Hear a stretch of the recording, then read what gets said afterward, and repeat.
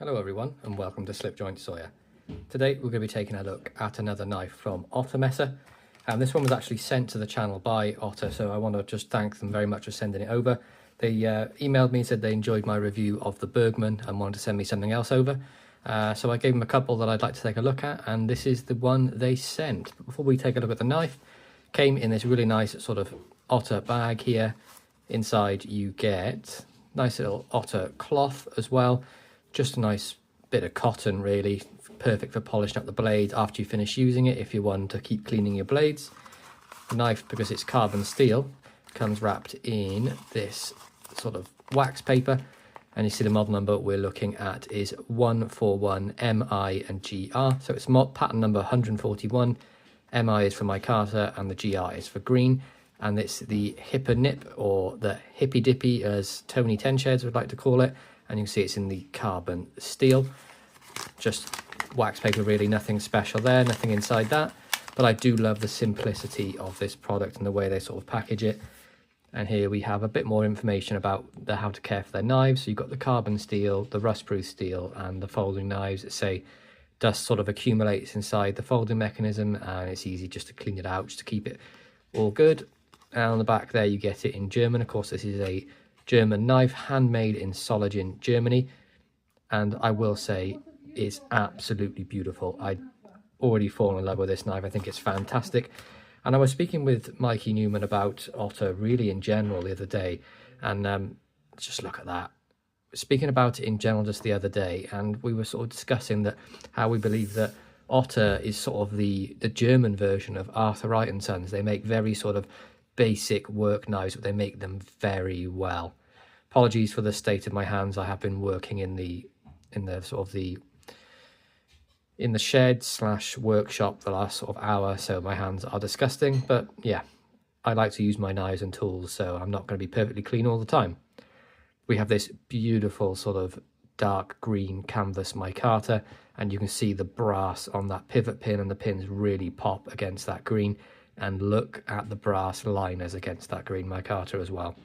Is that not just the best thing you've seen? I love the colour contrast between the dark and the brass. I think it works so well.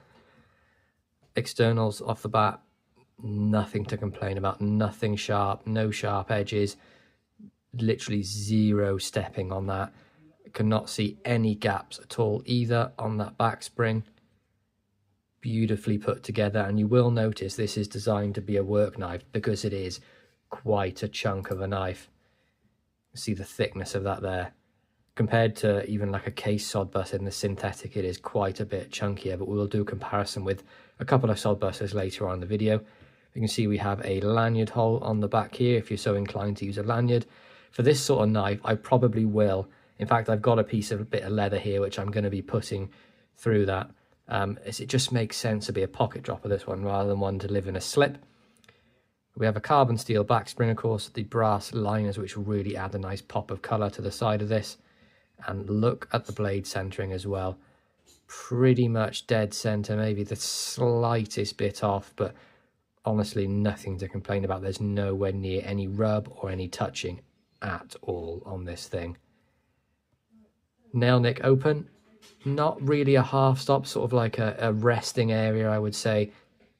And then a wonderful snap on the open. I'd give this probably, if you pinch it here, 6.5 to a 7. And if you use the nail nick, because it's quite far down the blade, I'd say exactly the same sort of pull. But look at that Sod Buster blade, beautiful drop point. We have solid in Germany on the tang, and then the Otter etch on the blade there. And look at the grind lines on this as well. Just everything about this blade is beautiful. Nice little kick to stop any sort of blade wrap. Nothing fancy, of course, it is a working blade, so there's no swedging, anything like that. Nice nail nick done as well, and a wonderful little edge. Looks to be about a, well, it's razor sharp, I can tell you that, but I've really gotten into doing sort of 23 to 25 degree edges, and this looks to be right about in that zone. It tends to last a lot longer, and I really like putting a toothy edge on my knives as well. Nothing worse than having one of them mirror polish edges that goes dull or just gets scratched up as soon as you use it. But this thing is catching my fingers, so it's hair popping sharp, I can tell you that. You can see the real thickness of the handle compared to the blade when you hold it in this sort of profile, but that does make it perfect for use if you've got gloves on, because there's a decent amount of knife there to grab onto. But let's take a look at some specs, and we'll do the close length first. So close length on this is coming in at 3.6 inches closed, and then we have a full blade length of, what's that there, 2.8 inches, and then a cutting edge of 2.6 inches. So that's going to be very UK friendly, nothing to be concerned about whatsoever with this. And I thought we'd also have a bit of a comparison against some of the other Sod Busters in my collection. So to start with, at this Micarta, I've gone for the Burlap Micarta Case Crossroad Sod Buster. You can see how much thicker the Otter is, but the size comparison is very similar. Even the handle shape, everything about it is very, very close. And look at this here, even the blade lengths are very similar. The shape, slightly more belly on the case, I would say, towards the tip, and a bit more of a angled blade on the Otter, but very similar. So that's the Case Crossroads.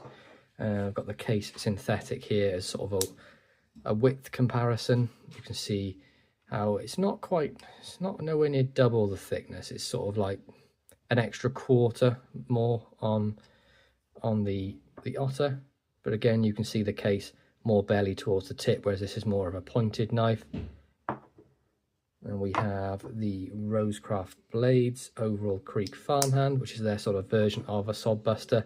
You can see it's slightly larger, blade not much in it at all, pretty similar to be honest in blade length, but the handle length you can see is a little bit longer, and the thickness is a little bit wider as well. And then just one more for good measure, this is an Ashley Harrison Custom, which is the Brit Buster. This is the one in the Desert Ironwood. Completely different blade, but I got it mainly because it's a Sod Buster comparison. You can see the size difference and the width difference, but the handle shape remaining very, very similar. But there we go, guys. That's my review of the Otter. That model number again is the 141 MIGR, and that's the Hippekniep, and that's in the green Micarta with the carbon steel blade. I really hope you enjoyed this review. If you did, please be sure to hit that like button, press subscribe, and tap the bell to be made aware of videos when they drop. Thank you once again. I'll catch you guys in the next one. Peace out.